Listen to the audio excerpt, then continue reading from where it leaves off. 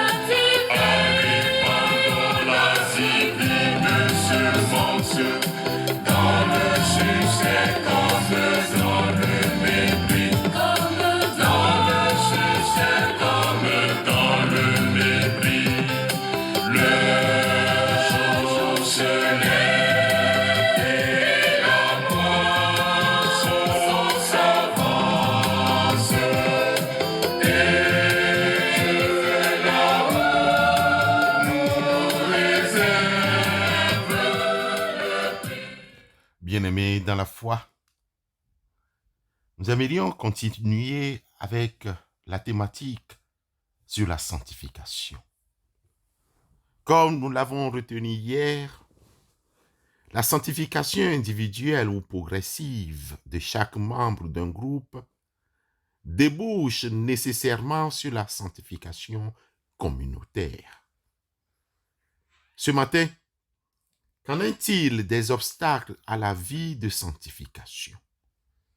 Ainsi, nous aimerions vous présenter quelques obstacles à la sanctification.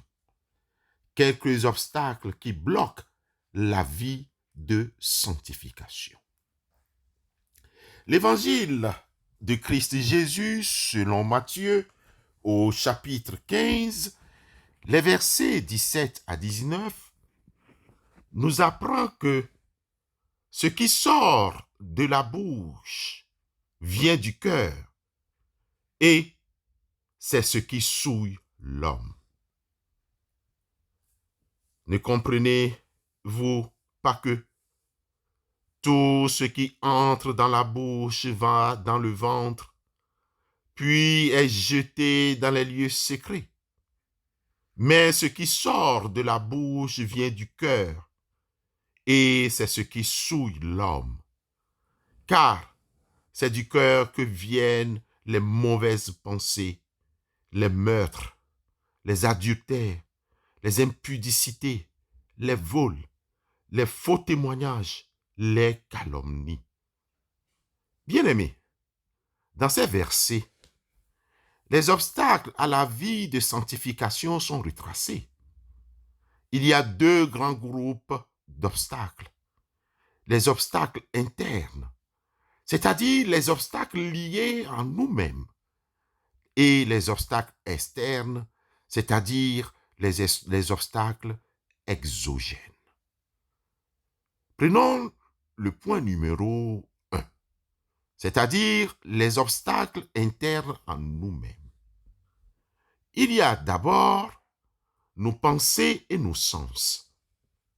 Le centre où se cuisinent beaucoup de mauvaises ou de bonnes actions. C'est le lieu où nous mijotons nos mauvaises pensées, les contre-témoignages, nos pensées qui convoitent, qui calomnient, qui commanditent les adultères, les impudicités, les fornications. Avec nos pensées, nous imaginons bien de mauvaises choses. Mais à côté de là, nous imaginons aussi de bonnes choses. B. La vue ou le regard. Sa mauvaise utilisation est une source d'obstacles à la sanctification. Chez l'évangéliste Matthieu, chapitre 5, le verset 29, nous lisons: « Si ton œil droit est pour toi une occasion de chute, arrache-le et jette-le loin de toi, car il est avantageux pour toi qu'un seul de tes membres périsse et que ton corps entier ne soit pas jeté dans la guerre. » Bien-aimés, la convoitise provient très souvent de ce que nous avons vu. Une belle chaussure, par exemple. Une belle maison, par exemple. Waouh! Une voiture très belle, par exemple. Quel habit! Beau! Une belle femme, un bel homme. Un danger nous guette à travers les programmes que nous proposent certaines chaînes. Les réseaux sociaux, par exemple, les scènes obscènes, les séries de films sur la sexualité qui transforment les mœurs et les mentalités. Bien-aimés, pour nos enfants, il y a même certains dessins animés ou films sataniques, des films de violence, des films pornographiques qui ont des impacts néfastes sur l'attitude de quiconque s'adonne à ces choses-là. C. Nos auditions. Nos auditions. L'apôtre Paul nous instruit dans Romains, chapitre 10, le verset 17. Ainsi, la foi vient de ce qu'on entend, et ce qu'on entend vient de la parole de Christ. Ainsi, la foi vient de ce qu'on entend, et ce qu'on entend vient de la parole de Christ. Bien-aimés, la foi donc vient de l'ouïe, et l'ouïe par la parole de Dieu. Ainsi, toute parole mauvaise que nous entendons ne contribue pas à notre vie de sanctification. Dans une musique où les paroles ne sont pas chrétiennes, c'est-à-dire des paroles perverses, n'édifient pas notre foi et nous détournent de la sanctification. Bien-aimés, il y a aussi la langue. L'apôtre Jacques, dans son chapitre 3, le verset 6, nous présente la langue dans les termes suivants. La langue aussi est un feu. C'est le monde de l'iniquité. La langue est placée parmi nos membres, souillant tout le corps et enflammant le cours de la vie, étant elle-même enflammée par la guerre. Pour ajouter, Jacques l'apôtre est revenu dans son chapitre 1er, le verset 26, et nous conseille ainsi. Si quelqu'un croit être religieux sans tenir sa langue en bride, mais en trompant son cœur, la religion de cet homme est vaine. Frères et sœurs dans la foi, revenons maintenant sur les obstacles extérieurs. Les obstacles extérieurs. Il y a, petit a, les mauvaises compagnies. L'écrivain Abou Taman, dans les citations du jour, écrivait que si tu fréquentes un homme vil, c'est que tu es de son rang. Si tu fréquentes un homme vil, c'est que tu es de son rang. Bien-aimé, pour être plus explicite, le psalmiste monte l'enchère pour conclure que heureux l'homme qui ne marche pas selon les conseils des méchants, qui ne s'arrête pas sur la voie des pécheurs et qui ne s'assit pas en compagnie des moqueurs. Psaume 1, verset 1. Voulons-nous être heureux? Évitons les mauvaises compagnies. Fréquentons les personnes qui peuvent nous édifier. Ne vous y trompez pas. Les mauvaises compagnies corrompent les bonnes mœurs. 1 Corinthiens chapitre 15, le verset 33. Nos fréquentations et relations humaines sont source d'influence dans nos vies. Si nous sommes entourés des femmes et des hommes qui craignent Dieu, nous finirons par craindre Dieu aussi. Mais si nous avons pour amis les pervers, les calomniateurs, les drogués, les voleurs, les prostituées, les fornicateurs, alors nous finirons par agir comme eux. B. Au niveau des obstacles extérieurs. Le point B, il y a nos aspirations, c'est-à-dire nos ambitions ou convoitises. Ces choses nous mènent au péché et tentation lorsque celles-ci ne s'appuient pas sur Dieu, mais sur les désirs personnels. L'apôtre Jacques, dans son chapitre 1, les versets 14 et 15, nous apprend que chacun de nous est tenté quand il est attiré et amorcé par sa propre convoitise. Puis, la convoitise, lorsqu'elle a conçu, enfante le péché. Et le péché, étant consommé, produit la mort. Jacques 1, versets 14 et 15. Au point C, nous aimerions retenir l'asservissement et les raisonnements sans fondement. L'asservissement et les raisonnements sans fondement. Tout m'est permis, mais tout n'est pas utile. Tout m'est permis, mais je ne me laisserai asservir par quoi que ce soit. 1 Corinthiens chapitre 6, le verset 12. Plusieurs faux raisonnements ou le suivisme ne nous permettent pas de garder notre sanctification, de garder notre vie de sanctification et nous conduisent à la vie du mensonge, c'est-à-dire la vie du péché. Au reste, bien-aimés, vous avez pour père le diable et vous voulez accomplir les désirs de votre père. Il a été meurtri dès le commencement et il ne se tient pas dans la vérité parce qu'il n'y a pas de vérité en lui. Lorsqu'il profère le mensonge, il parle de son propre fond, car il est menteur et le père du mensonge. Nous avertit alors l'évangéliste Jean, chapitre 8, le verset 44.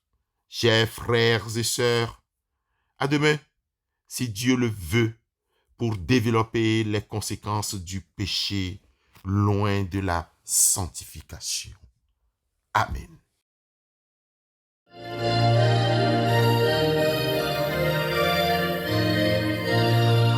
The Lord is my shepherd, I shall not want.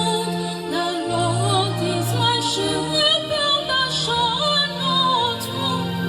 I shall not want. I shall not want.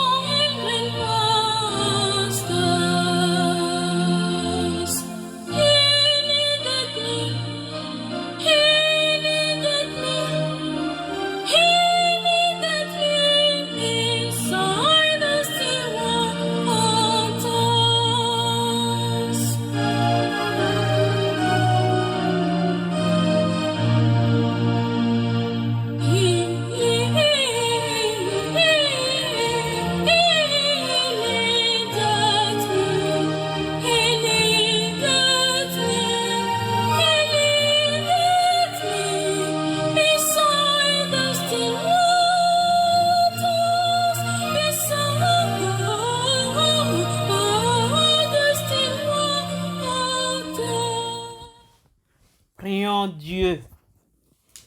Frères et sœurs, prions avec le psaume de sanctification.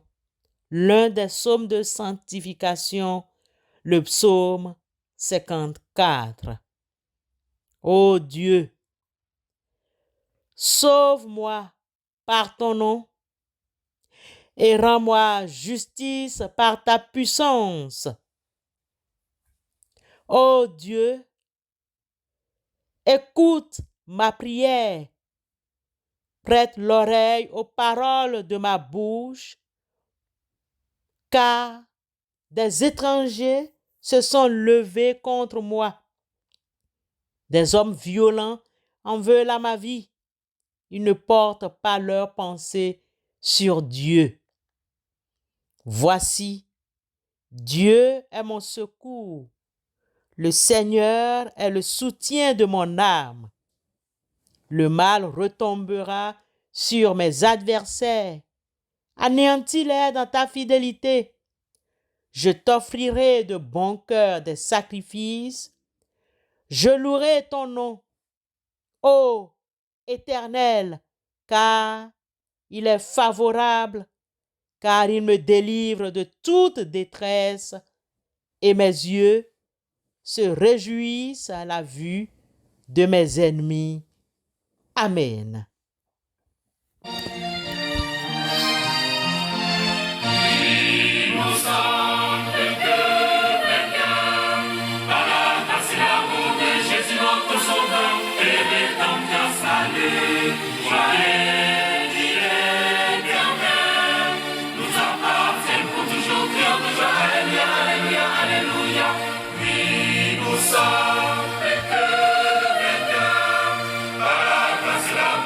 Jésus notre sauveur et rédempteur, salut, joie et éternelle nous appartient pour toujours, alléluia, alléluia, alléluia.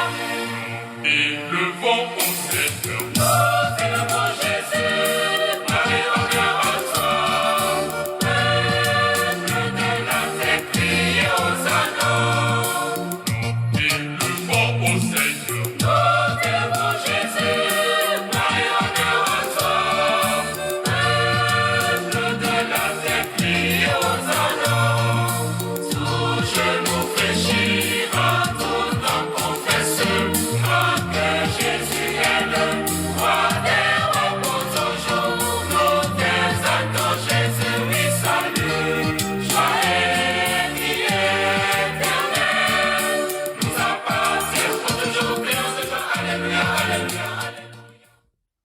Avant de nous séparer, avant de vaquer à nos occupations, bien-aimés frères et sœurs, disons, comme le prophète Ésaïe, dans son chapitre 12, le verset 2, Ésaïe 12, verset 2, « Voici, Dieu est ma délivrance. Je serai plein de confiance et je ne craindrai rien, car l'Éternel est ma force. L'Éternel est le sujet de mes louanges. C'est lui qui m'a sauvé. » Ésaïe 12, verset 2. Amen.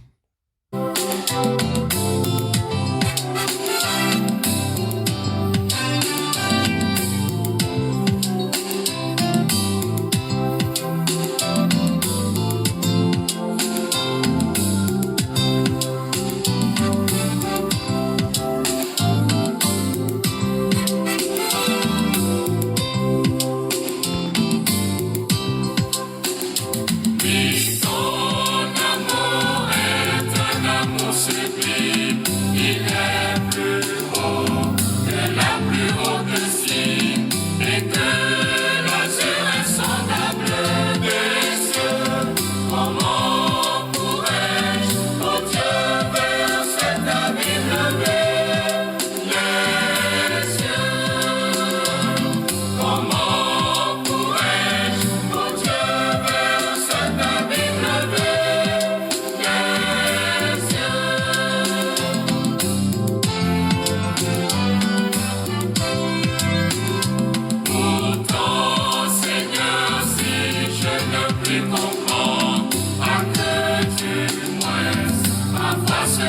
son nom.